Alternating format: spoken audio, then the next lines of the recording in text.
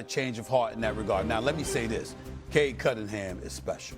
He's leading the playoffs in scoring, but he's also leading them in turnovers, and I get that. Averaging damn near 6 turnovers. He always has the ball. I mean, yeah, I understand that, but he's still got to cut down on those turnovers. But Cade Cunningham is special, shooting over 40% from three, by the way. Brother's special. He really, really is. The Pistons as an organization, I think, did a disservice to J.B. Bickerstaff because we understand Malik Beasley being gone. That's on him because of his issues that he has to resolve. But you also lost Tim Hardaway Jr. And one other player. I got brain fog right now, Big Perk. But the point that I'm making is that you had additional shooters. And even Dennis Schroeder. Yeah, that's right, Dennis Schroeder. I'm sorry, there you go, right? So you had additional cats that could score the ball. Yeah. What has happened is that without those dudes, it's put a boatload on the shoulders of Cade Cunningham. Tobias Harris has stepped up admirably. We got to give him credit where credit is due. He sort of stepped out of his shell and has been a bit more aggressive.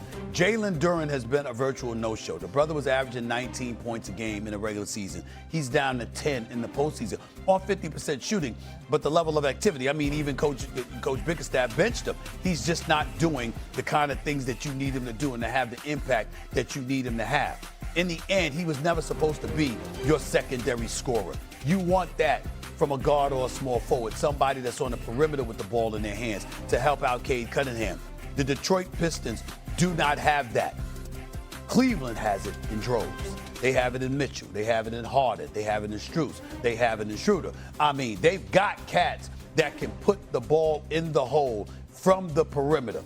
That makes things very, very dangerous. I would tell you right now, Cleveland, because of their potency offensively, is a bigger threat to the New York Knicks than the Pistons. Knicks winning anyway. They beat Cleveland or Detroit. It don't matter. Knicks going to the finals.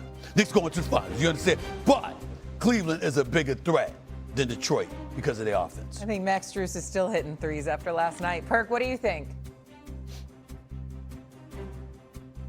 Man, stop it, S.A. The Knicks have beat the Cavs and the Pistons in five games. Because, yeah, I know what you're saying about how offensive potent they are with that dynamic backcourt now that's learning how to play together in James Harden and Donovan Mitchell, but it's another end of the basketball. And when you talk about getting buckets, see, the Knicks ain't the Pistons.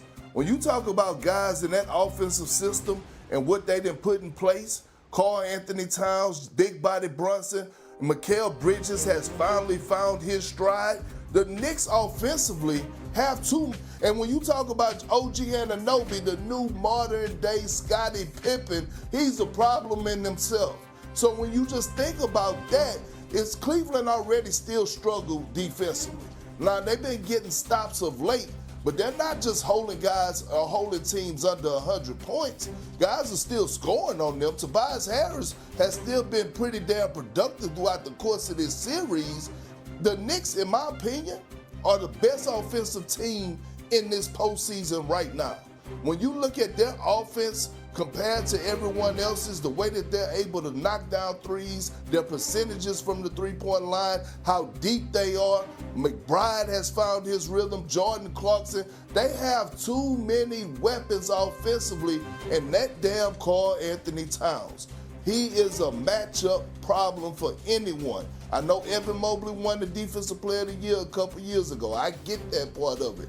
But playing against Karl Anthony Towns and how Mike Brown is playing that system, that's a completely different story. And when you talk about challenging Donovan Mitchell and James Harden to get through back picks and, cutting and all that, and the mismatches that they have, because remember, OG Anunoby, Big Body Brunson, and Mikal Bridges, they all are really damn good at playing out of the low post area. So, yeah, the Cavs will be able to score some points, but they're not going to be able to stop the Knicks offensively. Yeah, but the thing about it, well, I get where you're coming from, but we got to remember, listen, I believe the Knicks are going to win, too. I think the Cavs and the Knicks would be a 6-game series, not a 5-game series.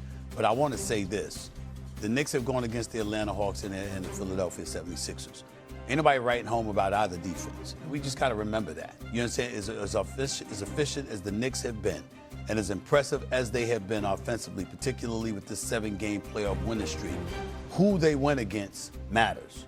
Atlanta didn't belong on the same court as the New York Knicks, as the Knicks proved over the last 3 games of that series, and especially the last game when they were up by damn near 50 in the first half. I still can't believe Quinn Snyder and them have their job after that. I mean, when you lose a closeout game on your home court, and you down 50 in the first half, I'm sorry. I'm just sorry. You talk about a dereliction of duty. You talk about not having your team prepared. Down 50 in the first half, not 50 for the game. 50 in the first half. You just did show up. I'm sorry. I'm the owner on my home court in a closeout game, and you down 50 in the first half. We ain't coming back from that. You'd have had the pink slip before you walked out the arena. I'm serious. It just would have happened. So I get that. And then in Philadelphia, obviously they were limited, defensively because of Embiid being out and him being injured even when he was playing and stuff like that. They weren't the same. Going up against Cleveland and Detroit will be about that no call on Jared Allen seemingly tripping Asar Thompson. So, Wendy, what are your thoughts on that missed call in the final seconds of regulation? This is a heartbreaking defeat for the Pistons. I don't think there's anything that you can tell them or their fans that are going to convince them that Asar Thompson shouldn't have been at the line with less than a second to go to try to win this game. The crazy thing is Asar makes a brilliant defensive play to even create the loose ball. The Pistons don't have a timeout. You would hate for the series to basically potentially be decided on a loose ball foul 70 feet from the basket. That said, it does appear to be a foul. Now, I don't think it's responsible not to point out that the Pistons had a 9-point lead with 2.5 minutes left, and then the Cavs won the rest of the game 23-10. James Harden, Donovan Mitchell, Evan Mobley all making big plays.